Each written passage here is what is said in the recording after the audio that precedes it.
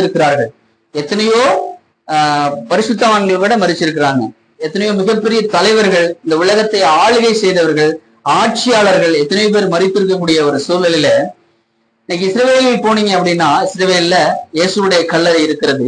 அந்த கல்லறையில இந்த வசனம் எழுதப்பட்டிருக்கிறது. என்ன எழுதப்பட்டிருக்குது அப்படின்னா, அவர் இங்கே இல்லை, அவர் உயிர்த்தெழுந்தார். அல்லேலூயா. ஒரே ஒரு கல்லறை இந்த உலகத்துல திறந்திருக்கிறது அப்படின்னா யாரோட கல்லறை மட்டும்தான்? இயேசுடைய கல்லறை மட்டும்தான். அந்த கல்லறையில தான் இப்படி எழுதப்பட்டிருக்கிறது, அவர் இங்கே இல்லை, அவர் உயிர்த்தெழுந்தார் அப்படிங்கிற வார்த்தை எழுதப்பட்டிருக்கிறது. அவருடைய கல்லறை திறக்கப்பட்டிருக்கிறது. திறக்கப்பட்டிருக்கிறது என்னன்னா, அந்த இடத்துல அந்த பிணமானது இல்லை, அந்த சரீரம் அங்க இல்லை அப்படின்னு அர்த்தம். அப்ப அவர் உயிர்த்தெழுந்தார் அப்படிங்கிறதுக்கு அடையாளமாக இன்னைக்கும் அந்த கல்லறையானது திறந்தே வைக்கப்பட்டிருக்கிறது. அல்லேலூயா. அதற்கெல்லாம் அடையாளம். ஏன்னா இயேசு பிறந்ததற்கு நிறைய அடையாளங்கள் உண்டு. நீ பாத்தீங்கன்னா உலக வரலாறே ரெண்டாக பிரிக்கப்பட்டிருக்கு. ஒண்ணு கிமு கிபி அப்படின்னு இல்லையா, கிறிஸ்து பிறப்பதற்கு முன்பாக, கிறிஸ்து பிறப்பதற்கு பின்பாக அப்படின்னு.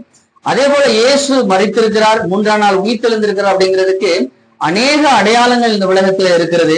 அநேக அடையாளங்கள் நம்முடைய வேதாகமத்துல கொடுக்கப்பட்டிருக்கிறது. அவருடைய உயிர்த்தெழுந்த அந்த அந்த பிரசன்னம், அந்த மகிமை, அந்த வல்லமை இன்று இந்த உலகத்திலே கிரியை செய்து கொண்டே இருக்கிறது. அல்லேலூயா. அப்ப அந்த உயிர்த்தெழுந்த இயேசு, அந்த அவரை குறித்து நம்ம தியானிக்க போவோம் அப்படின்னா, யோவான் 20ஆம் அதிகாரம் 14-15, யோவான் 20ஆம் அதிகாரம் 14-15 யாராவது வாசிக்கலாம். யோவான் 20:14 இல்ல, யோவான் 20:14-15.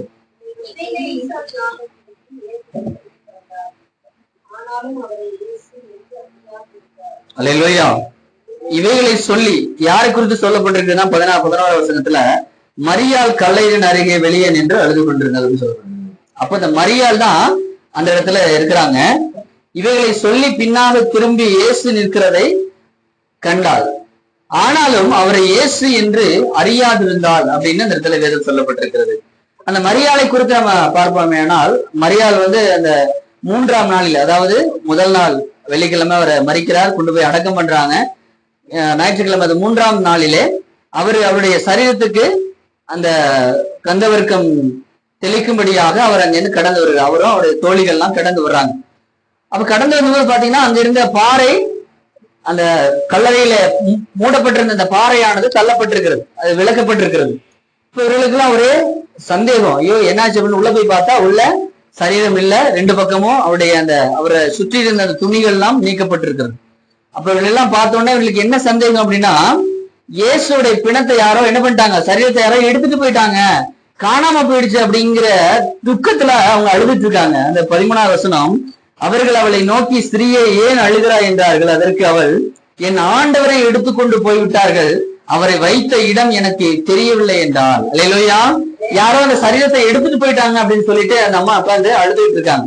உண்மையிலே இயேசு இங்க இந்த உலகத்துல இருக்கும் பொழுதே அவர் இந்த காரியம்லாம் சொல்லியிருக்கிறார் தன்னுடைய சீஷர்களுக்கு. நான் இந்த மாதிரி மரிப்பேன், 3ஆம் நாள் உயிர்த்தெழுவேன் அப்படிங்கிற காரியத்தை குறித்து அந்த இடத்துல இயேசு தன்னுடைய சீஷர்களுக்கு மத்தியிலே அவர் எல்லாமே விளக்கமா சொல்லியிருக்கிறார்.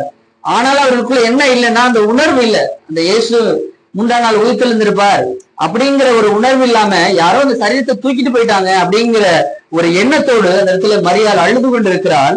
அப்பொழுதுதான் இயேசு அந்த இடத்துல வெளிப்படுகிறார். 14ஆவது வசனத்துல, இவைகளை சொல்லி பின்னாக திரும்பி இயேசு நிற்கிறதை கண்டால், ஆனாலும் அவரை இயேசு என்று அறியாதிருந்தாள் என்று அதை நமக்கு சொல்கிறது. அல்லேலூயா.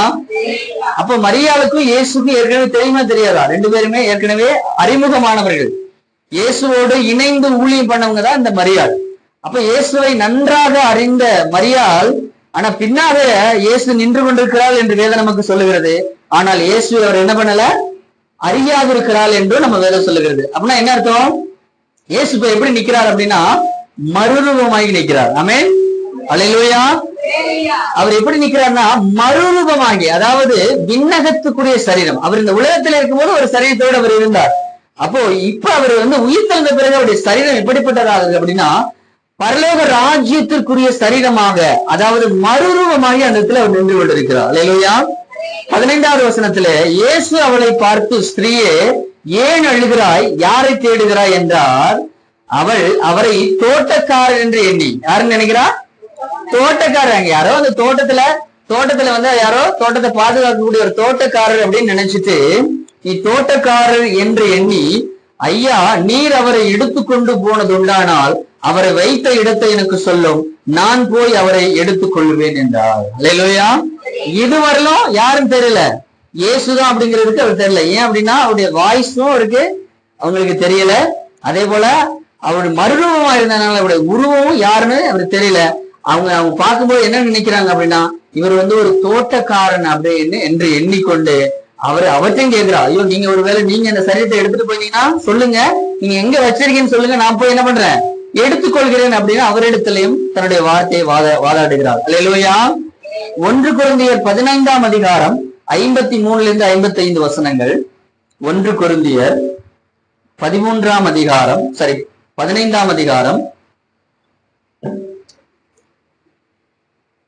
1 கொரிந்தியர் 15ஆம் அதிகாரம் 53 55 வரை. 15ஆம் அதிகாரம் வாசிங்க.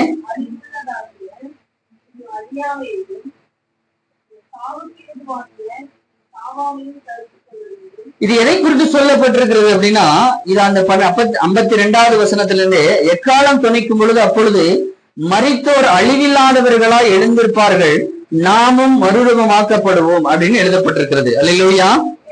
அப்போ அந்த இடத்துல அழிவுள்ள இது அப்படிங்கிறது எதுன்னா சரீரம். ஆமே. இந்த சரீரம் எப்படிப்பட்டது?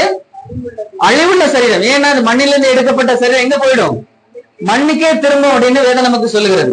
அப்ப மண்ணுக்கே திரும்பக்கூடிய இந்த சரீரம் ஒரு நாள் வரும்பொழுது இந்த சரீரம் என்ன ஆயிடும்? அழிந்து போயிடும், மண்ணோட மண்ணா போயிடும். இந்த ஒரு சரீரத்துல வெறும் அந்த இடத்துல தோணாங்கன்னா மேக்சிமம் எலும்புகள் தான், அந்த ஸ்ட்ராங்கான எலும்புகள் மட்டும்தான் அந்த இடத்துல இருக்கும். இந்த சரீரம் என்ன ஆயிடும்? மண்ணோட மண்ணா மக்கி போயிடும். அந்த அழிவுள்ளதாகிய இது அழியாமையும் சாவுக்கு ஏதுவாகிய இது சாவாமையும் தரித்து கொள்ள வேண்டும். அல்லேலூயா. அந்த அழிவுள்ள இந்த சரீரம் அழிவில்லாதது அப்படின்னா அழிவில்லாத ஒரு சரீரத்தை கர்த்தர் நமக்கு என்று வைத்திருக்கிறார். ஆமென். அதுதான் மறுரூபமாகி நம்ம பரலோக ராஜ்யத்துல, அந்த பரலோக ராஜ்யத்திற்குரிய ஒரு சரீரம், ஒரு மகிமை உள்ள சரீரம். இந்த சரீரம் எப்படிப்பட்டதுன்னா இது அழிவுள்ள சரீரம். இன்னொன்னு என்ன சொல்லி இருக்குன்னா சாவுக்கு ஏதுவான சரீரம். அல்லேலூயா. இந்த சரீரம் எப்படிப்பட்டது? ஒண்ணு அழிவுள்ள சரீரம், இன்னொன்னு சாவுக்கு ஏதுவான சரீரம். இந்த நம்ம என்னதான் வந்து கட்டி இழுத்து பிடிச்சு நின்னாலும் நம்முடைய சாவை என்னவே பண்ண முடியாது, தடுத்து நிப்பாட்டவே முடியாது. யாராலையும் தடுத்து நிப்பாட்ட முடியாது. நம்முடைய எவ்வளவுதான் வந்து பெரிய பெரிய பணக்காரன் இருந்தாலும் அவருடைய சாவை என்ன பண்ண முடியாது, தடுத்து நிறுத்தவே முடியாது. இந்த உலகத்துல மிகப்பெரிய பணக்காரர்கள் எல்லாம் அவங்க என்ன பண்ணாங்க அப்படின்னா, கூடவே டாக்டர் எல்லாம் வச்சு சுத்தினவங்களா இருக்கிறாங்க. நம்ம வந்து ரொம்ப நாள் நீண்ட நாள் வாழணும் அப்படிங்கிறதுக்காக கூடவே டாக்டர்ஸ் எல்லாம் வச்சுக்கிட்டு, எப்ப அந்த ஏதாவது சின்ன ஒரு உடம்புல ப்ராப்ளம் வந்தா கூட உடனே டாக்டர்கிட்ட செக் பண்ணி அதுக்கு மருந்து சாப்பிட்டு ரொம்ப நாள் உயிரோடு வாழணும் அப்படிங்கிற ஆசைப்பட்டவங்க எல்லாம் இருக்கிறாங்க. ஏன் தங்கத்தை கூட பசுமமாக மாற்றி சாப்பிட்டவங்களாம் இந்த உலகத்துல என்ன ஆயிட்டாங்க, ஒரு காலத்துல இந்த உலகத்தை விட்டு போயிட்டாங்க. அல்லேலூயா. அப்ப யாராலையும் இந்த உயிரை என்ன பண்ண முடியாது, நிறுத்தி வைக்க முடியாது. அது யாரோட கருத்துல இருக்கிறது? இந்த ஜீவன் யாரோட கருத்துல இருக்கிறது? நம்முடைய ஆண்டவருடைய கருத்துல இருக்கிறது. மரணமும் ஜீவனும் அவருடைய கரத்தில் இருக்கிறது. அப்போ இந்த சரீரமானது சாவுக்கு ஏதுவான சரீரமாக இருக்கிறது, இன்னொன்னு அழிவுக்கு ஏதுவான சரீரமாக இருக்கிறது. அந்த வேதத்தில் சொல்லுகிறது, அழிவுக்கு உள்ளதாகிய இது அழியாமையும் சாவுக்கு ஏதுவாகிய இது சாவாமையும் தரித்து கொள்ளும் பொழுது மரணம் ஜெயமாக விழுங்கப்பட்டது என்று எழுதியிருக்கிற வார்த்தை நிறைவேறும். அல்லேலூயா. அதே போலதான் எப்படி வந்து இந்த சரீரம் இந்த இடத்துல அந்த வார்த்தையில் எழுதப்பட்டிருக்கிறதோ அதே போலதான் இயேசு என்ன பண்றாரு அப்படின்னா, தன்னுடைய பழைய சரீரமாகிய இந்த உலகத்திற்கு உண்டான சரீரமாகிய இந்த மண்ணுக்குரிய சரீரமாகிய அந்த அழிவுக்கு ஏதுவான அந்த சரீரத்திலிருந்து அவர் மறுரூபமாகி அழியாமையாகிய ஒரு சரீரம், அதாவது பரலோக ராஜ்யத்திற்குரிய இந்த சரீரத்தை அவர் மறுரூபமாகி அந்த இடத்துல அவர் நின்று கொண்டிருக்கிறார். அல்லேலூயா. மரணமே உன் கூர் எங்கே, பாதாளமே உன் ஜெயம் எங்கே. அல்லேலூயா. இயேசுவை பார்த்தா சொல்றாரு, மரணமே உன் கூர் எங்கே, பாதாளமே உன் ஜெயம் எங்கே. ஏன்னா மரணம் இந்த உலகத்துல எல்லாரையுமே ஜெயிக்க முடியும், ஆனால் இயேசுவை என்னால பண்ண முடியல, ஜெயிக்க முடியல. அந்த மரணத்தையே ஜெயித்தவர் தான் நம்முடைய ஆண்டவராய் இயேசு கிறிஸ்து. அல்லேலூயா. 3ஆம் நாளிலே உயிர்த்தெழுந்து அந்த மரணத்தை ஜெயித்து வெளியில வந்தவர் தான் நம்முடைய ஆண்டவராகிய இயேசு. அல்லேலூயா. மரணமே உன் கூர் எங்கே, பாதாளமே உன் ஜெயம் எங்கே. இந்த பாதாளம் ஒரு நாள் மனுஷனுடைய அந்த உயிரை எடுக்கும், அதாவது ஜெயிக்கும் என்று வேதத்துல நம்ம பார்க்கிறோம். ஆனால் இயேசு கிறிஸ்து அந்த மரணத்தையும் பாதாளத்தையும் ஜெயித்தவராய் 3ஆம் நாளிலே உயிர்த்தெழுந்து இந்த அழிவுக்குரிய சரீரத்தை மாற்றி ஒரு புதிய சரீரத்தோடு, பரலோக ராஜ்யத்திற்குரிய ஒரு சரீரத்தோடு அந்த இடத்துல அவர் வெளிப்பட்டுக் கொண்டிருக்கிறார். அல்லேலூயா. நம்ம 1 தெசலோனிக்கேயர்ல வாசிக்கிறோம். 1 தெசலோனிக்கேயர் 4ஆம் அதிகாரம் 16வது வசனத்துல, 1 தெசலோனிக்கேயர் 4:16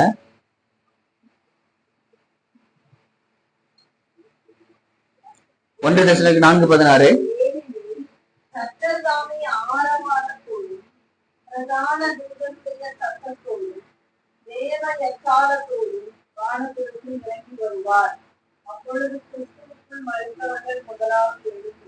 ஆமென். அல்லேலூயா. அப்போ கிறிஸ்துவுக்குள் மரித்தவர்கள் முதலாவது என்ன பண்ணுவாங்க? எழுந்திருப்பார்கள். அப்ப கிறிஸ்துவுக்குள் மரித்தவர்கள் இப்ப எங்க இருக்கிறாங்க? கல்லறைக்குள்ள இருக்கிறாங்க. கல்லறைக்குள்ள இருக்கிறவங்களுடைய சரீரம் அழிக்கப்பட்டாயிடுச்சு. மிஞ்சி மிஞ்சி போனா அவருடைய எலும்புகள் மட்டும்தான் அந்த இடத்துல இருக்கும். அல்லேலூயா. இப்ப வேதம் நமக்கு சொல்கிறது, கிறிஸ்துவுடைய வருகையின் போது அந்த கிறிஸ்துவுக்குள் மரித்தவர்கள் முதலாவது எழுந்திருப்பார்கள். அப்ப அவர் எப்படி எழுந்திருப்பாங்க? அவருடைய சரீரமே இல்ல, வெறும் எலும்பு மட்டும்தான் இருக்கு. அப்ப எதை கொண்டு அவர்கள் எழுந்திருப்பாங்க அப்படின்னா, அந்த அழியாமை ஆகிய சரீரம், பரலோக ராஜ்யத்திற்குரிய அந்த மறுரூபமாக்கப்பட்ட அழிவில்லாத அந்த சரீரத்தை பெற்றவர்களாய் புதிய சரீரத்தோடு அவர்கள் எழுந்திருப்பார்கள் என்று வேதம் நமக்கு சொல்கிறது. அல்லேலூயா. எசேக்கியேல் தீர்க்க தரிசன புத்தகம் 37:3 எசேக்கியேல் 37:3 எசேக்கியேல் 37:3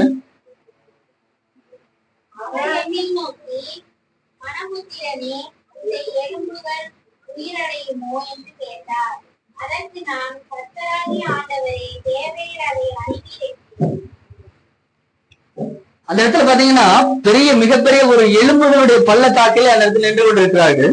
அந்த எலும்புகளை பார்த்து எசேக்கியேல் தீர்க்கதரிசியை பார்த்து சொல்றாரு, அந்த எலும்புகளை பார்த்து தீர்க்க தரிசன உரை அப்படின்னு சொல்றாரு. அப்ப இந்த உரைக்க சொன்ன உடனே அவர் கேட்கிறார், இந்த எலும்புகள் எல்லாம் எழுந்து நிக்குமா அப்படின்னு கேட்கும் பொழுது சொல்ற தேவன் அந்த இடத்துல பாத்தீங்கன்னா தேவனை நோக்கி எசேக்கியேல் தீர்க்கதரிசி சொல்றாரு. எசேக்கியேல் 37:3 அவரை நோக்கி, மனுபுத்திரனை இந்த எலும்புகள் உயிரடையுமா என்று கேட்டார். அதற்கு நான், கர்த்தராகிய ஆண்டவரே தேவரீர் அதை அறிவீர் என்றேன். அல்லேலூயா. அப்ப அந்த இடத்துல அந்த எலும்புகள் எல்லாம் உயிர் பெறுமா அப்படின்னு கேட்கிறாரு. அப்ப எலும்புகள் உயிர் பெறுமான்னு இவருக்கு தெரியுமா? ஏன்னா இவரு அது முன்ன பின்ன பார்த்ததில்ல, கேட்டதில்ல. எலும்புகள் போய் எப்படி வந்து உயிரோடு எந்திரிச்சு நிற்கும் அப்படிங்கிறது இவருக்கு டவுட். அதனாலதான் உங்களுக்கே தெரியும் அப்படின்னு சொல்லிட்டாரு. ஆனா வேதத்துல சொல்லுகிறது 10வது வசனத்துல, எனக்கு கற்பித்தபடி நான் தீர்க்க தரிசனம் உரைத்தேன், அப்பொழுது ஆவி அவர்களுக்குள் பிரவேசிக்க அவர்கள் உயிரடைந்து காலூன்றி மகா பெரிய சேனையாய் நின்றார்கள். அல்லேலூயா. அல்லேலூயா. ஒரு எசேக்கியேல் தீர்க்க தரிசனம் உரைத்த பொழுது அந்த பள்ளத்தாக்குல நிறைய எலும்புகள் இருக்கு. அந்த எலும்புகளை நோக்கி அவர் தீர்க்க தரிசனம் உரைத்த பொழுது அந்த எலும்புகள்லாம் இப்ப எப்படி நிக்குதுன்னா, அதற்குள்ளே ஆவி, தேவனுடைய ஆவியானவர் அதுக்குள்ளே ஊற்றப்பட்டு அவை எழுந்து மகா பெரிய சேனையாக நின்றது என்று வேதம் நமக்கு சொல்கிறது. இல்லையா? ஒரு சாதாரண ஒரு மனுஷன் அல்லது ஒரு தீர்க்கதரிசி அவருடைய தீர்க்க தரிசனத்திற்கே எலும்புகள் எல்லாம் எழும்பி நின்று ஒரு மகா பெரிய சேனையாக நிற்குமேயானால், இதோ இயேசுடைய அந்த வருகையின் போது வேதம் நமக்கு சொல்கிறது, கர்த்தர் தாமே ஆராவாரத்தோடும் பிரதான தூதனுடைய சத்தத்தோடும். அல்லேலூயா. கர்த்தர் எப்படி வர்றார்னா ஆராவாரத்தோடு வருகிறார். அல்லேலூயா. அவர் பிரதான தூதனுடைய சத்தத்தோடு வருகிறார். அப்போ அவருடைய அந்த இயேசு கிறிஸ்துடைய அந்த அவருடைய சத்தத்துக்கு, அவருடைய ஆராவாரத்துக்கும் அங்கு கூட வரக்கூடிய பிரதான தூதனுடைய சத்தத்திற்கும் இன்னைக்கு எலும்புகளாக கல்லறையில இருக்கக்கூடிய அந்த எலும்புகள் எல்லாம் ஒரு நாள் சேனையாக எழும்பி நிற்கும். அல்லேலூயா. அல்லேலூயா. ஒரு தீர்க்கதரிசியுடைய வார்த்தை, அவருடைய தீர்க்க தரிசனத்திற்கு எலும்புகள் எல்லாம் மகா சேனையாக எழும்புமையானால், நம்முடைய ஆண்டவராகிய இயேசுடைய சத்தத்திற்கு கண்டிப்பாக என்ன பண்ணும்? அந்த எலும்புகள் எல்லாம் ஒரு நாள் கண்டிப்பாக உயிர் பெற்று மிகப்பெரிய சேனைகளாக எழும்பி பரலோக ராஜ்யத்திற்கு கடந்து செல்லும். அல்லேலூயா. அல்லேலூயா. லாசரு மரிச்சு 4 நாள் ஆச்சு. உள்ள கொண்டு போய் வச்சுட்டாங்க, கல்லறையில வச்சுட்டாங்க. அவர் என்ன பண்றாரு? ஒரே ஒரு சத்தம் தான் போட்டாரு, லாசருவே வெளியவே அப்படின்னு ஒரு வார்த்தை, ஒரு சத்தம் தான் போட்டாரு. அவருடைய சத்தத்துக்கு அவர் அவ்வளவு பெரிய ஒரு வல்லமை வெளிப்பட்டு அந்த லாசருவானவன் உயிரோடு எழும்பி வந்தான். அல்லேலூயா. அதே போலதான் இன்னைக்கு கல்லறையில எலும்புகளாக இருக்கக்கூடிய எல்லா கர்த்தருக்குள் மரித்த அத்தனை பரிசுத்தவான்களும் ஒரு நாள் அவருடைய சத்தத்தை கேட்டு, அவருடைய ஆராவரத்தை கேட்டு, பிரதான தூதர்களுடைய அந்த சத்தத்தை கேட்டு மிகப்பெரிய ஒரு குரல் சேனையாக எழும்பி பரலோக ராஜ்யத்தை சுதந்திரித்துக் கொள்வார்கள். அல்லேலூயா. எத்தனை பேர் விசுவாசிக்கிறீங்க? அல்லேலூயா. மிக பெரும் திரள் ஜனக்கூட்டம். எப்படி நமக்கெல்லாம் ஒரு டவுட் வரும் அப்படிங்கறதுக்காக தான் அன்னைக்கு எசேக்கியேலை கொண்டு அப்படிப்பட்ட ஒரு எலும்புகளுக்கு உயிரை கொடுத்து ஒரு சேனையாக எழுப்பினார். அல்லேலூயா. ஒரு சாதாரண ஒரு மனுஷனுடைய வார்த்தையை கேட்டு எலும்புகள் உயிர் பெறுமையானால் இயேசு கிறிஸ்துடைய சத்தத்தை கேட்டு எலும்புகள் உயிர் பெறுவது அதிக நிச்சயம் என்ற வேதத்தில் நாம் படிக்கிறோம். அல்லேலூயா. அல்லேலூயா. அப்படிப்பட்ட மகிமை நிறைந்த வல்லமை நிறைந்த அந்த சத்தத்திற்கு இந்த உலகத்துல ஒரு மிகப்பெரிய ஒரு மாற்றம் உண்டாகும். கல்லறைகள் இருந்து அப்படிப்பட்ட மரித்த அந்த எலும்புகள் எல்லாம் மீண்டும் உயிர் பெறும். ஆமென். அல்லேலூயா. அப்போ மரித்த உயிர் அந்த சரீரம் அந்த எலும்புகள் வெளியில வரணும் அப்படின்னா அதுக்கு ஒரு சரீரம் தேவைப்படுகிறது. அப்பொழுதுதான் அவைகள் எல்லாம் மறுரூபமாகி பரலோக ராஜ்யத்திற்குரிய அந்த சரீரத்தை பெற்றுக்கொண்டு அழிந்த சரீரம், ஏன்னா அது அழிஞ்சு போயிடுச்சு. கல்லறையில் இருக்கக்கூடிய சரீரம் அழிஞ்சு போயிடுச்சு. அந்த எலும்புகள் வெளியில பரலோக ராஜ்யத்திற்குரிய அந்த அழியாமையுள்ள ஒரு சரீரத்துக்குள்ள அந்த உயிரானது சென்று ஒரு புதிய சரீரத்தோடு பரலோக ராஜ்யத்துக்கு அவர்கள் கடந்து போவார்கள். அல்லேலூயா. அதற்கு அடையாளமாக தான் இயேசு இந்த இடத்துல தன் மரியாளுக்கு முன்பாக உயிர் தெழுந்தவராய் ஒரு மறுரூபமானவராய் அந்த இடத்துல அவர் காட்சியளிக்கிறார். ஆமென். அல்லேலூயா. யோவான் 19ஆம் அதிகாரம் 10-11வது வசனத்திலே, யோவான் 19ஆம் அதிகாரம்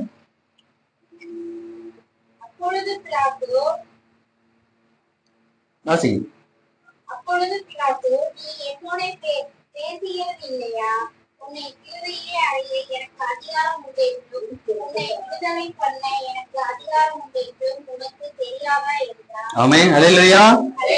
அப்பொழுது பிலாத்து, நீ என்னோட பேசுகிறது இல்லையா? அப்ப இயேசுட்ட நிறைய பிலாத்து கேள்வி கேட்டே இருக்கா. இப்போ சிலுவையில் அறைவதற்கு முன்பாக பிலாத்துக்கு முன்பாக இயேசு நிற்கிறார். நிறைய கேள்விகள் கேட்கிறார். அப்போ ஒரு சில கேள்விகளுக்கு இயேசு பதில் சொல்லல. அப்போ பிலாத்து சொல்றாரு, நீ என்னோட பேசுகிறது இல்லையா?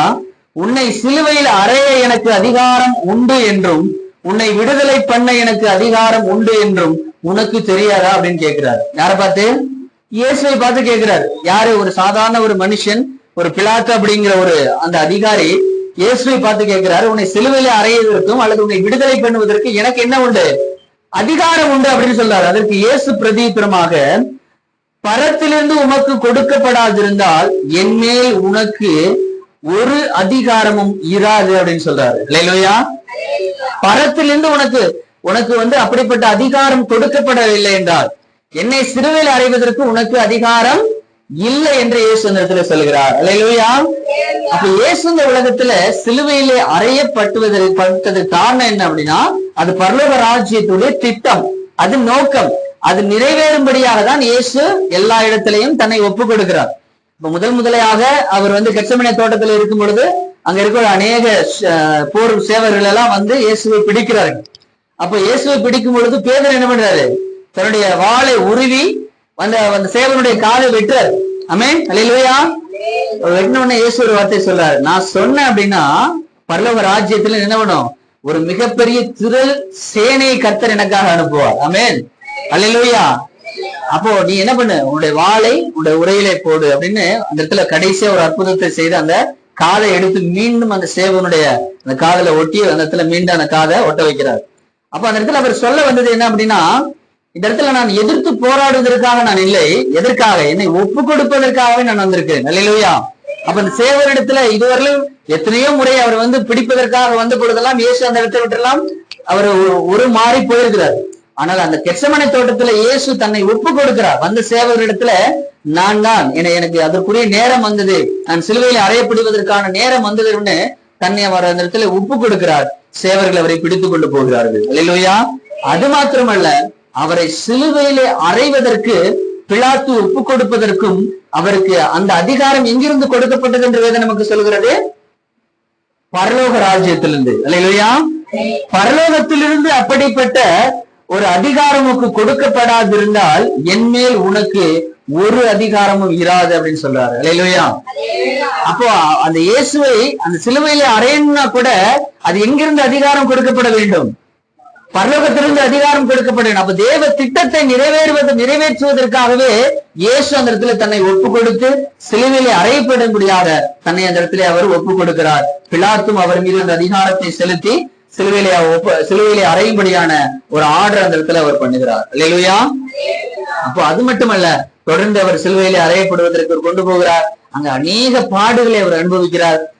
நிறைய பாத்தீங்கன்னா அங்க இருக்கக்கூடிய போர் சேவர்கள்லாம் கிட்டத்தட்ட 39 அடிகள் அடிக்கிறாங்க, துப்புறாங்க, அவர்களை அவமானப்படுத்துறாங்க. எல்லாவற்றையும் அவர் சகித்து கொண்டதற்கான நோக்கம் என்ன அப்படின்னா, அத்தனையும் பரலோக ராஜ்யத்துடைய திட்டத்திலே அவர் அந்த திட்டத்தை நிறைவேற்றும்படியாக தான் அவர் அந்த அந்த பாதையிலே அல்லது அந்த உபத்திரவத்தின் மத்தியிலே அவர் கடந்து செல்கிறார். அல்லேலூயா.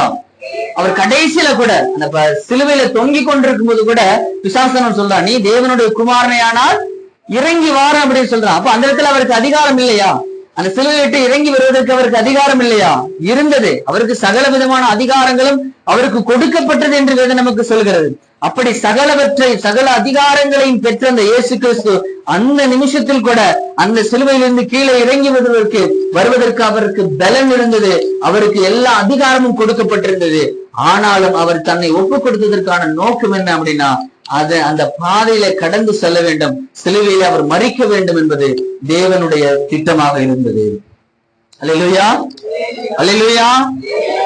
அப்போ அவர் மரிக்கிறார். 3ஆம் நாளிலே மரிக்கிறார். அந்த நாளிலே கொண்டு போய் அந்த கல்லறையில அவர் அடக்கம் பண்ணப்படுகிறார். 3ஆம் நாளிலே இயேசு உயிர்த்தெழுந்தார் அப்படின்னு நம்ம பார்க்கிறோம். அல்லேலூயா. அப்ப அங்க இருக்கக்கூடிய அதிகாரிகளாகட்டும் அல்லது போர் செய்வர்களாகட்டும் அல்லது பிலாத்துவாக இருக்கட்டும் அல்லது அங்க இருக்கக்கூடிய இஸ்ரவேலில் இருக்கக்கூடிய மூப்பர்கள், அங்க இருக்கக்கூடிய அநேகர்கள், இஸ்ரவேல் ஜனங்கள் யாராக இருந்தாலும் சரி, எல்லாருக்குமே ஒரு லிமிட்டான அதிகாரம் இருந்தது. என்ன அப்படின்னா, அவரை பிடிப்பதற்கும் அவருக்கு தண்டனை வழங்குவதற்கும் அவரை வாரினால் அடிப்பிப்பதற்கும் அவரை சிலுவையிலே அறைவதற்கும் முள்முடி சூட்டுவதற்கும் அவர்களுக்கு அதிகாரம் இருந்ததை ஒழிந்து 3ஆம் நாளிலே அவரை அந்த கல்லறையில் இருந்து அவரை வெளியில வருவதை தடுப்பதற்கு ஒருவர் கூட அதிகாரம் இல்லை. அல்லேலூயா. நல்ல கரங்களை உற்சாகமா தட்டலாமா? சகலவற்றுக்கு அவர்களுக்கு அதிகாரம் கொடுக்கப்பட்டிருந்தது. இயேசுவை அவரை சிலுவையில அறைவதற்கு வரை அவருக்கு நல்ல அதிகாரம் கொடுக்கப்பட்டிருந்தது. அவரை அடக்கம் பண்ணுவரை அவருக்கு அதிகாரம் கொடுக்கப்பட்டிருந்தது. ஆனால் 3ஆம் நாளிலே அவர் அந்த கல்லறையை உடைத்துக் கொண்டு அந்த பாறையை நகர்த்து கொண்டு வெளியில வரும் பொழுது ஒருவரும் அவரை தடுப்பதற்கு ஒருவரு கூட அந்த இடத்துல அதிகாரம் இல்லை. அல்லேலூயா. அத்தனை போர் சேவர்கள் இடத்துல பாதுகாப்பா இருக்கிறாங்க. ஏன் அப்படின்னா, ஆல்ரெடி இவர் 3ஆம் நாள் உயிர்த்தெழுவேன்னு சொல்லியிருக்கிறார். அப்ப அந்த உயிர்த்தெழும்படி யாராவது அவருடைய சீசர்கள் எல்லாம் அவருடைய சரீரத்தை எடுத்துட்டு போயிருவாங்க, திருடிட்டு போயிருவாங்க அப்படின்னு சொல்லிட்டு அங்க இருந்த ஆசாரியர்கள் மூப்பர்கள் என்ன பண்றாங்கன்னா, பெரும் திரள் சேனைய அந்த கல்லறை சுற்றி நிப்பாட்டி வச்சிருக்காங்க. இதுவரையிலும் யாரையும் எந்த கல்லறைக்கு முன்பாக இவ்வளவு பெரிய சேனையை நிப்பாட்டி இருக்க மாட்டாங்க. அங்க இருக்க மிகப்பெரிய திரள் கூட்டத்தை அந்த கல்லறை சுற்றி அவர்கள் நிப்பாட்டிருக்காங்க. எல்லாரும் மிகப்பெரிய வாளோடும் மிகப்பெரிய சேனைகளாக அந்த இடத்தில் நின்று கொண்டிருக்கிறார்கள். அப்படிப்பட்ட ஆயுதங்களோடு நின்று கொண்டிருக்க அவர்களால் கூட யாரை தடுத்து நிறுத்த முடியவில்லை என்றால் நம்முடைய ஆண்டவராக இயேசுடைய அந்த உயிர்த்தெழுதலை தடுத்து நிறுத்த முடியவில்லை. அல்லேலூயா, அல்லேலூயா. அத்தனை பேர் செத்தவனை போல கீழே விழுந்தாங்களாம். ஆமென். செத்தவனை போல கீழே விழுந்தாங்களாம். ஒருவர் கூட அவரை தடுத்து நிறுத்த முடியவில்லை. ஏன் அப்படின்னா, அவர்களுக்கென்று ஒரு லிமிட்டான அதிகாரம் கொடுக்கப்பட்டிருந்தது. அவரை கல்லறையில் வைக்கும் வரை மட்டும்தான் அவர்களுக்கு அதிகாரம். ஆனால் 3ஆம் நாளிலே அவர் உயிர்த்தெழுந்து மறுரூபமாகி கர்த்தர் அந்த கல்லறையிலிருந்து வெளிப்பட்டார் என்று நம்ம இடத்துல படிக்கிறோம். அல்லேலூயா. அப்படிப்பட்ட வல்லமை நிறைந்த தெய்வம், அதிகாரம் நிறைந்த தெய்வம், மகிமை நிறைந்த தெய்வத்தை தான் நாம் இன்று ஆராதித்துக் கொண்டிருக்கிறோம். அவருடைய அந்த உயிர்த்தெழுதுடைய வல்லமை, அந்த உயிர்த்தெழுதுடைய வல்லமை குறித்து தான் இன்னைக்கு நம்ம அவருடைய நாமத்தை நம்ம போற்றிக் கொண்டிருக்கிறோம். இன்னைக்கு ஒருவேளை இயேசு இந்த 3ஆம் நாளில உயிர்த்தெழாம போயிருந்தா இன்னைக்கு இருக்கக்கூடிய சக மனிதர்களை போல அவரும் ஒரு மனிதராக தான் இருந்திருப்பார். ஆமென். அவரை இன்னைக்கு நம்ம பெருமையா பாராட்டி இருக்க மாட்டோம், பெருமை பாராட்டி இருக்க மாட்டோம். அவரை பெரிய அவர் கடவுள் நம்ம இன்னைக்கு வணங்கி இருக்க மாட்டோம். ஏன்னா எல்லா மனிதர்களை போல அவரும் மறைச்சிருக்கிறாரு, எல்லாரை போல அவரும் பெரிய ஒரு கல்லறையில வைக்கப்பட்டிருக்காரு அப்படிங்கிற ஒரு சரித்திரமா இருந்திருக்குமே ஒழிந்து அவர் 3ஆம் நாளிலே உயிர்த்தெழுந்தது நிமித்தம் தான் அவர் தெய்வம் என்பதை இந்த உலகத்திற்கு நாம் பறைசாற்றிக் கொண்டிருக்கிறோம். அல்லேலூயா. அவர் உயிர்த்தெழுந்தது மாத்திரமல்ல, 40 நாள் தன்னுடைய சீசர்களுக்கெல்லாம் தன்னை வெளிப்பட்டு 40வது நாள் இந்த உலகத்தை விட்டு அந்த மேகங்கள் மத்தியிலே அவர் எடுத்துக் கொள்ளப்பட்டு இன்னைக்கு எங்க இருக்கிறார்னா பரலோக ராஜ்யத்திலே அவர் காணப்படுகிறார். அல்லேலூயா. நம்முடைய தெய்வம் எப்படி இருக்கிறார்? இன்னைக்கு உயிரோடு இருக்கிறவரால். அல்லேலூயா. மரித்தேன் ஆனாலும் இன்னைக்கு நான் எப்படி இருக்கிறேன்? சதா காலமும் உயிரோடு இருக்கிறேன் அப்படின்னு சொன்னார். நம்முடைய தெய்வம் உயிருள்ள தெய்வம். அல்லேலூயா. இன்னைக்கு மற்றவர்கள்லாம் வணங்கக்கூடியவர்கள் வெறும் கல்லை மண்ணை வணங்கிட்டு இருக்காங்க. அவைகள் கண்கள் இருந்து காணாது, வாயிருந்து பேசாது, காதிருந்து கேட்காது. ஆனால் நம்முடைய தெய்வம் எப்படிப்பட்டவரா இருக்குன்னா உயிருள்ள தெய்வமா இருக்கிறார், ஜீவனுள்ள தெய்வமா இருக்கிறார். அதனாலதான் நம்முடைய ஜெபங்கள் விண்ணப்பங்கள் அத்தனைக்கும் உடனுக்குடன் பதில் கிடைத்துக் கொண்டிருக்கிறது. அல்லேலூயா. அவர் நம்முடைய ஜெபத்தை கேட்கிறவராக இருக்கிறார். நம்முடைய கண்களை திறந்து தன்னுடைய கண்களை திறந்து நம்மளை பார்க்கிறவராக இருக்கிறார். அதனாலதான் நம்மளை பாதுகாத்துக் கொள்ளக்கூடிய நம்ம முதல்ல வாட்சமே அவர் நம்முடைய வலது பார்சத்தில் நிழலாய் இருப்பதற்கான காரணம் அவர் கண்கள் திறக்கப்பட்டிருக்கிறது. அல்லேலூயா. இன்னைக்கு கல்லறைகள் வைக்கப்பட்டிருக்கிற எல்லா சரீரத்துடைய கண்கள் மூடப்பட்டிருக்கிறது. காதுகள் கேட்காது, வாய் பேசாது. ஆனால் நம்முடைய தெய்வம் உயிர் தெழுந்தவராய் பரலோக ராஜ்யத்திலே நமக்காக தேவனிடத்திலே பரிந்து பேசிக் கொண்டிருக்கிறவராய் அவருடைய கண்கள் திறக்கப்பட்டிருக்கிறது, அவருடைய செவிகள் திறக்கப்பட்டிருக்கிறது, அவருடைய வாய் திறக்கப்பட்டிருக்கிறது. அவர் ஜீவனுள்ள தெய்வமாக பரலோக ராஜ்யத்தில் இருக்கிறார். நல்ல கரங்களை உற்சாகமா தட்டி அவர் நம்மளுடைய தெய்வம், ஜீவனுள்ள தெய்வம். அல்லேலூயா. அல்லேலூயா. யோவான் 14ஆம் அதிகாரம் 12வது வசனத்திலே, யோவான் 14:12 யோவான் 14:12 மெய்யாகவே மெய்யாகவே நான் உங்களுக்கு சொல்கிறேன், நான் என் பிதாவின் இடத்திற்கு போகிறபடியினால் என்னை விசுவாசிக்கிறவன் நான் செய்கிற கிரியைகளையும் தானும் செய்வான், இவைகளை காட்டிலும் பெரிய கிரியையும் செய்வான். அல்லேலூயா. அவர் யார் இடத்துல போனாராம்? நான் என் பிதாவின் இடத்திற்கு போகிறபடினால். யார் அவரை எங்க போயிருக்கிறாரு? பிதாவின் இடத்திற்கு போயிருக்கிறார். அப்ப நான் பிதாவின் இடத்திற்கு போகிறபடினால் என்னை விசுவாசிக்கிறவன் நான் செய்கிற கிரியைகளை தானும் செய்வான், இவைகளை பார்க்கலும் பெரிய கிரியைகளை செய்வான் என்று வேதத்தில் படிக்கிறோம். அல்லேலூயா. அந்த உயிர்த்தெழுந்த இயேசு அவருடைய வல்லமை மிக பெரியது. ஆமென். இந்த உலகத்துல இயேசு செய்த அற்புதங்களை எல்லாம் நம்ம படிக்கிறோம். ஆமென். அப்படித்தானே?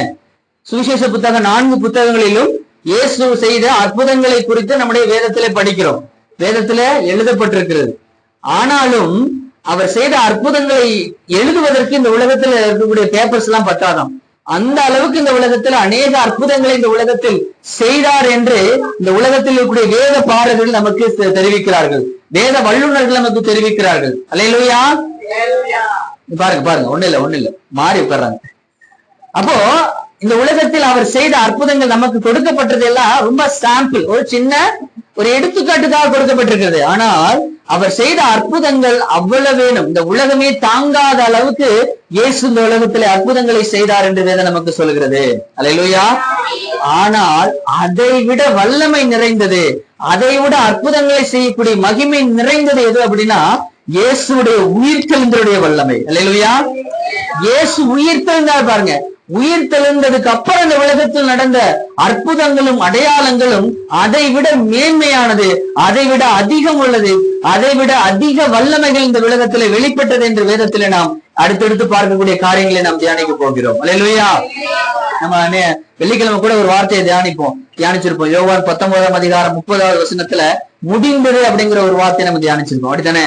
முடிந்தது அப்படின்னா 6வது வார்த்தையை நம்ம தியானிச்சிருப்போம்.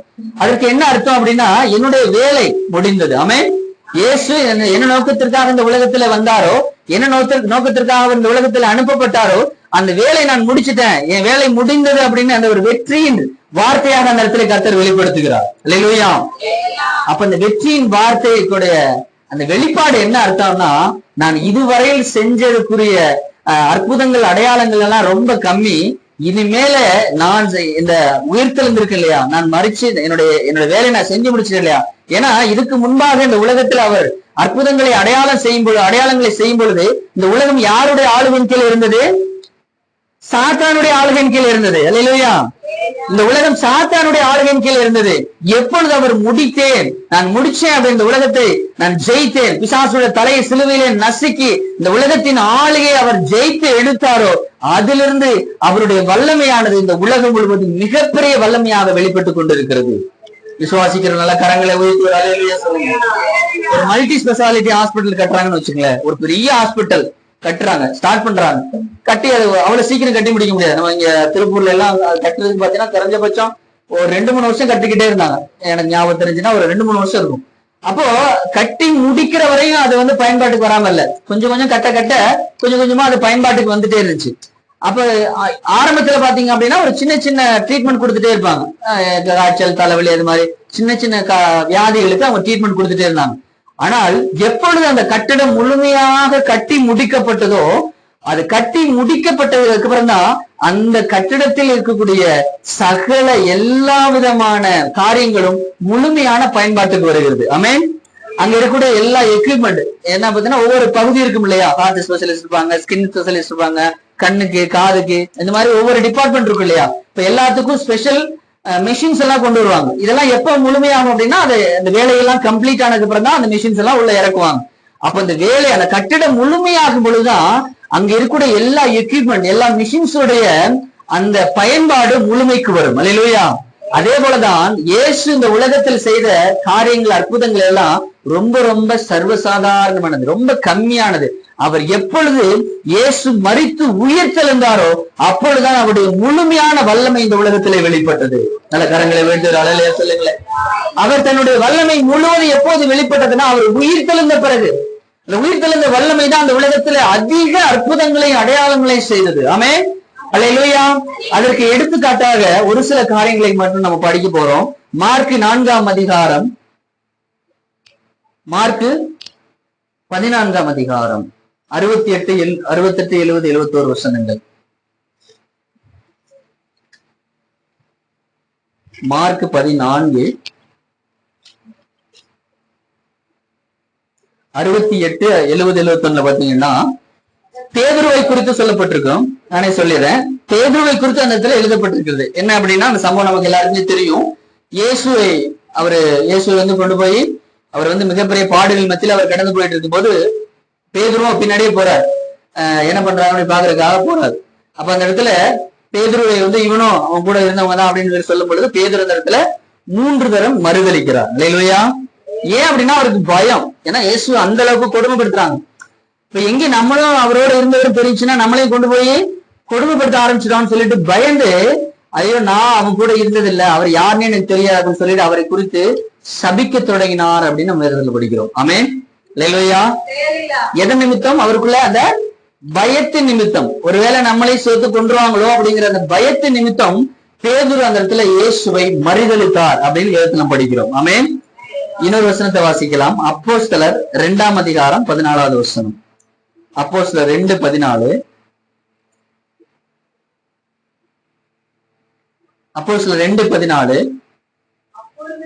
அப்பொழுது பேதுரு 11 கூட நின்று அவர்களை நோக்கி உரத்த சத்தமாய், யூதர்களே, எருசலேமில் வாசம் பண்ணுகிற ஜனங்களே, நீங்கள் எல்லாரும் அறிந்து கொள்வீர்களாக என் வார்த்தைகளுக்கு செவி கொடுங்கள். அல்லேலூயா.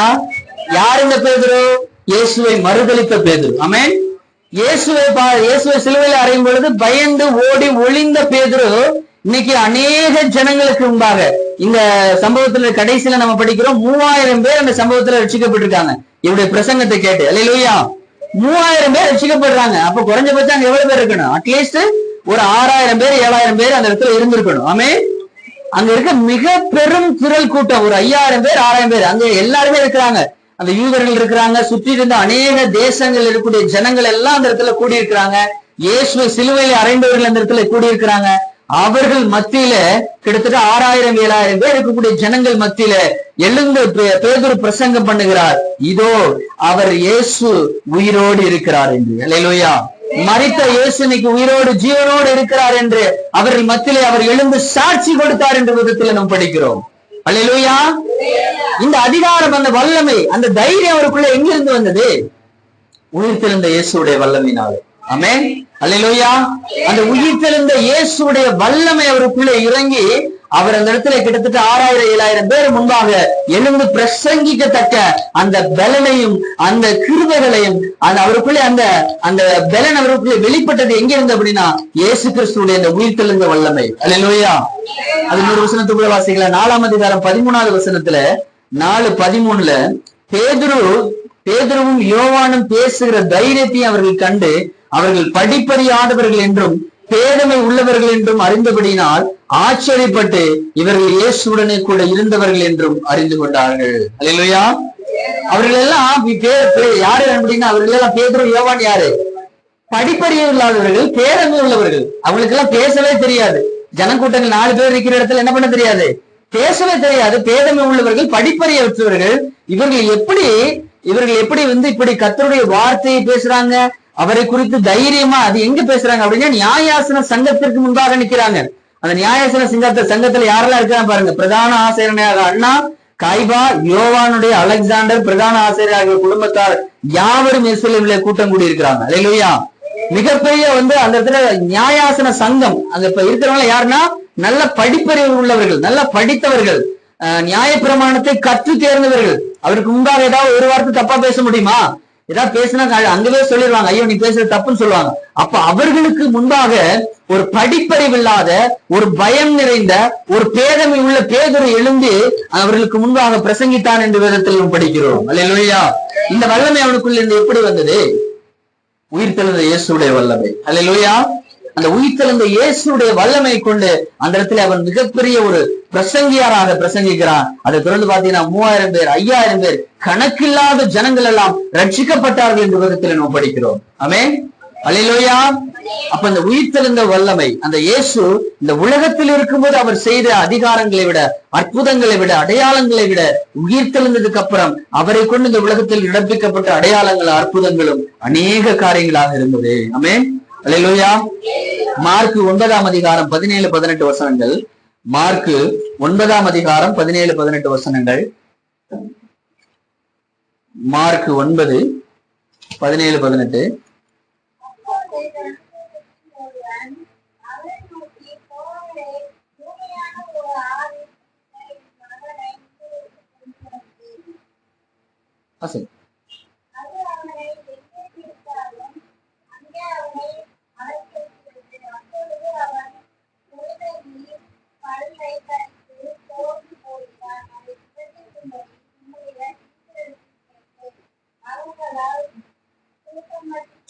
கூடாமல் போயிற்று. அல்லேலூயா.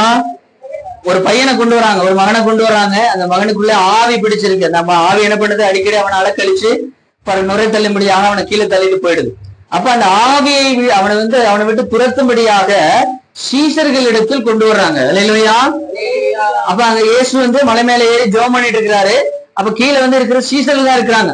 அந்த சீஷர்களிடத்துல கொண்டு வரும் பொழுது சீஷர்களால் அந்த பிசாசு என்ன பண்ண முடியல? துரத்த முடியாமல் போயிட்டு அந்த இடத்துல வேதத்துல நம்ம படிக்கிறோம். அல்லேலூயா.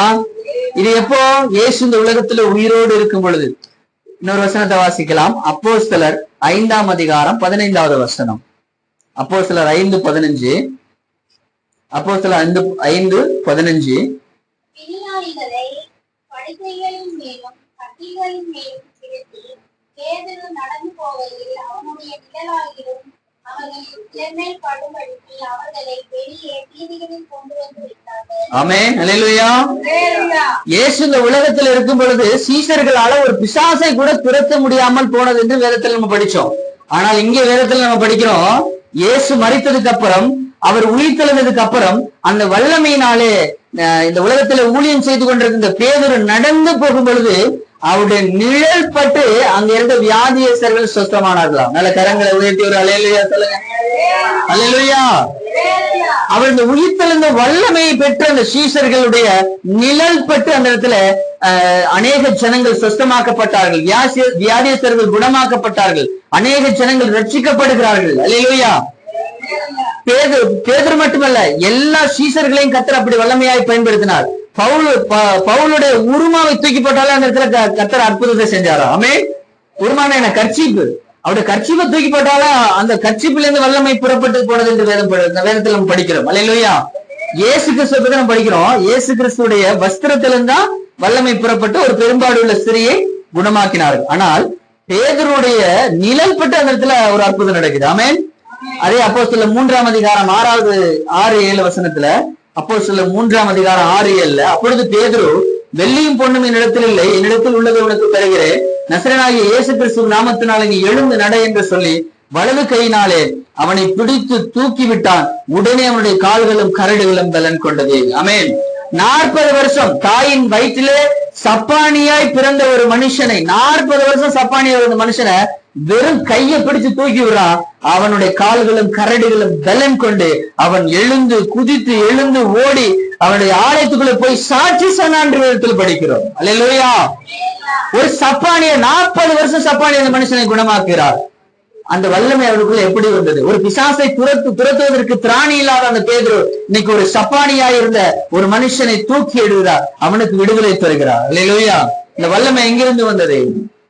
இயேசுடைய உயிர்த்தெழுந்த வல்லமை. ஆமென். அல்லேலூயா. அந்த வல்லமை இன்று இந்த உலகத்துல கிரியை செய்து கொண்டிருக்கிறது. ஆமெனா இல்லையா? அல்லேலூயா.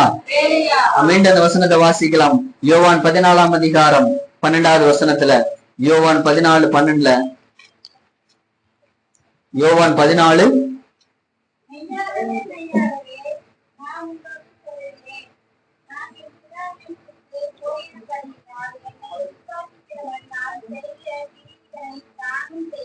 ஆமென். அல்லேலூயா. நான் பிதாவின் இடத்தில் போகிறபடினால் என்னை விசுவாசிக்கிறவன் நான் செய்கிற கிரியைகளை தானும் செய்வான், இவைகளை பார்க்கிலும் பெரிய கிரியைகளை செய்வான். ஆமென். அல்லேலூயா.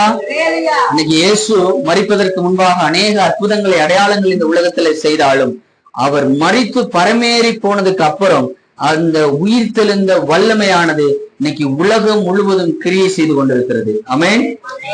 அந்த கிரியைகள் யார் மூலமா நடக்கும் அப்படின்னா யாராவது ஒரு மனுஷனை கொண்டுதான் நடத்தணும். ஆமென். அப்படித்தானே? அது யாரை கொண்டு நடத்துகிறேன் என்று வேதத்தில் சொல்லப்பட்டிருக்குன்னா, பிதாவின் இடத்து நான் போகப்படினார். இயேசு மரித்தார், 3ஆம் நாளிலே அவர் உயிர்த்தெழுந்தார். உயிர்த்தெழுந்த இயேசு பிதாவினிடத்திலே அவர் எடுத்துக்கொள்ளப்பட்டு இன்னைக்கு பிதாவினிடத்தில் அவர் இருக்கிறார் என்று யாரெல்லாம் விசுவாசிக்கிறார்களோ, இயேசுடைய அந்த மரணத்தை குறித்தும் அவருடைய உயிர்த்தெழுதலை குறித்தும் யாரெல்லாம் விசுவாசிக்கிறார்களோ, அவர் இன்றும் உயிரோடு ஜீவனோடு பிதாவோடு இருக்கிறார் என்று யாரெல்லாம் விசுவாசிக்கிறார்களோ, அவர்கள் இயேசு செய்கிற கிரியைகளை தானும் செய்வார்கள், இவைகளை பார்க்கிலும் பெரிய கிரியைகளை செய்வார்கள் என்று வேதம் சொல்லுகிறது. நல்ல கரங்களை உற்சாகமா தட்டலாமா? அப்ப நாமெல்லாம் யாரு? நாமெல்லாம் விசுவாசிக்கிறோமா இல்லையா? இயேசுவை விசுவாசிக்கிறோமா இல்லையா? இயேசுடைய உயிர்த்தெழுதலை விசுவாசிக்கிறோமா இல்லையா? அல்லேலூயா. அப்ப நமக்குள்ளும் அந்த உயிர்த்தெழுந்த இயேசுடைய வல்லமையானது கிரியை செய்து கொண்டிருக்கிறது. ஆமென். நம்மை கொண்டும் அப்படிப்பட்ட அற்புதங்களையும் அடையாளங்களை செய்வதற்கு நம்முடைய ஆண்டவராக நம்முடைய தெய்வம் போதுமானவராக இருக்கிறார். அல்லேலூயா. எனக்குள்ள விசுவாசம் மட்டும் இருந்தா போதும், கடிகளை விசுவாசம் இருந்தா போதும். இந்த மலையை பார்த்து பெயர்ந்து போய் சமுத்திரத்துல விழுன்னு சொன்னா என்ன ஆகும்? விழு அப்படின்னு வேதம் நமக்கு சொல்லுகிறது. அப்போ இயேசுடைய அந்த உயிர்த்தெழுந்த வல்லமையை யாரெல்லாம் விசுவாசிக்கிறார்களோ, அது பாஸ்டர் தான் இல்ல, விசுவாசிக்கக்கூடிய அத்தனை பேரும். அல்லேலூயா. அது விசுவாசியா இருந்தாலும் சரி, ஊழியக்காரனா இருந்தாலும் சரி, எல்லாருக்குள்ள அந்த வல்லமை இன்றும் கிரியை செய்து கொண்டிருக்கிறது. ஆமென். ஆண்டவராக இந்த இயேசுடைய வல்லமை, உயிர்த்தெழுந்த இயேசுடைய வல்லமை இன்னைக்கு அநேக ஜனங்கள் இந்த உலகத்துல இருக்காங்க. பிசாசின் அடிமைத்தனத்திலிருந்து, நோயின் அடிமைத்தனத்துல எத்தனையோ ஜனங்கள், வெள்ளிசூனிய மாந்திரிக செய்வனை கட்டுகளுடைய அடிமைத்தனத்துல, மரண படுக்கையில எத்தனையோ ஜனங்கள் இருக்கிறாங்க. அவர்கள் எல்லாம் அந்த அடிமைத்தனத்திலிருந்து விடுவிக்கக்கூடிய அந்த இயேசு கிறிஸ்துடைய வல்லமை, உயிர்த்தெழுந்த வல்லமை உங்கள் அத்தனை பேருக்குள்ளும் இருந்து கிரியை செய்வதற்கு போதுமானதாக இருக்கிறது. அல்லேலூயா. எனக்குள்ள விசுவாசம் மாத்திரம் இருந்தா போதும். அந்த உயிர்த்தெழுந்த இயேசுடைய வல்லமை எனக்குள்ள இருக்குது. என்னை கொண்டு நான் ஜெபிக்கும் பொழுது கர்த்தர் அற்புதத்தை செய்வார். என்னை கொண்டு அநேக ஜனங்களை உயிர்ப்பிக்க முடியும், கர்த்தர் என்னை பயன்படுத்துவார் அப்படிங்கிற அந்த விசுவாசம் மாத்திரம் எனக்குள்ள இருந்தால் போதும். இன்னைக்கு கர்த்தர் உங்கள் அனைவரையும் பயன்படுத்துவதற்கு என்னுடைய தெய்வம் போதுமானவராக இருக்கிறார். எத்தனை பேர் என்னை பயன்படுத்துங்கன்னு சொல்றீங்க? அல்லேலூயா. அவருக்காக ஏதாவது இந்த உலகத்துல செய்யும்படிதான் நம்ம அழைக்கப்பட்டிருக்கிறோம். நம்ம அன்றாடம் தன்னை டெய்லி வேலைக்கு போய் நல்லா சம்பாரிச்சு நல்லா சாப்பிட்டு நல்லா தூங்கி எந்திரிச்சு அதுக்காக நம்ம அழைக்கப்படவில்லை. ஏதோ வாரத்துக்கு ஒரு நாள் வாங்க சபைக்கு வாங்க வந்துட்டு போங்கன்னு அதுக்காக நம்ம அழைக்கப்படவில்லை. அல்லேலூயா. அந்த உயிர்த்தெழுந்த இயேசுடைய வல்லமை நமக்குள்ள இருக்கிறது. அதை கொண்டு இன்னைக்கு அநேக ஜனங்களை, அநேக ஆத்துமாக்களை ரட்சிப்புக்கு நேராக வழி நடத்தும்படியாக நாம் அழைக்கப்பட்டிருக்கிறோம். ஆமென். அல்லேலூயா. நீங்க நாங்கள் சர்வசாதாரண ஆட்களே கிடையாதுங்க. நம்மளை பத்தி நமக்கு தெரியல, அதான் உண்மை. ஆமென். நம்மளை பத்தி நமக்கு நான் யாரு அப்படிங்கிற எனக்கு தெரியல, அதுதான் உண்மை.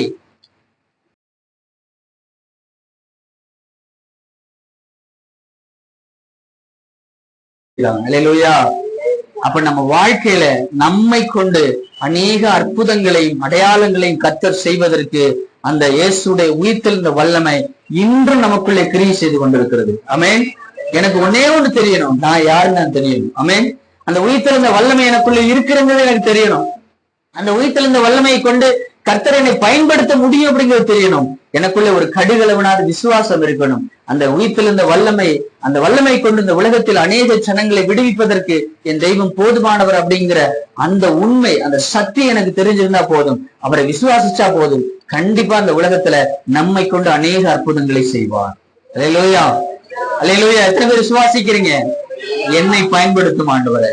கலைஞரை உயர்த்தி சொல்லுங்க, என்னை பயன்படுத்த ஆண்டவரே, என்னை பயன்படுத்த ஆண்டவரே. அந்த உயிர்த்தெழுந்த இயேசுடைய வல்லமை எனக்குள்ளே வரட்டு ஆண்டவரே.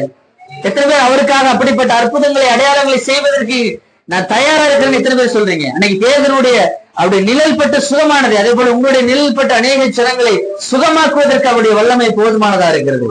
நீங்க உங்களை ஒப்பு கொடுத்தா போதும், அவரை விசுவாசிச்சா போதும். அவர் இன்றும் ஜீவனுள்ள தெய்வமாய் இதோ பரலோக ராஜ்யத்துல தேவனோடு இருக்கிறார் என்று அவருடைய அந்த உயிர்த்தெழுதலுடைய வல்லமை எனக்குள்ளே கிரியை செய்து கொண்டிருக்கிறார் என்று விசுவாசித்தால் நீங்கள் போதும். அதை கொண்டு உங்களை பயன்படுத்துவதற்கு என்னுடைய தெய்வம் போதுமானவர் இருக்கிறார். அல்லேலூயா. எழுந்து நிக்கலாம்.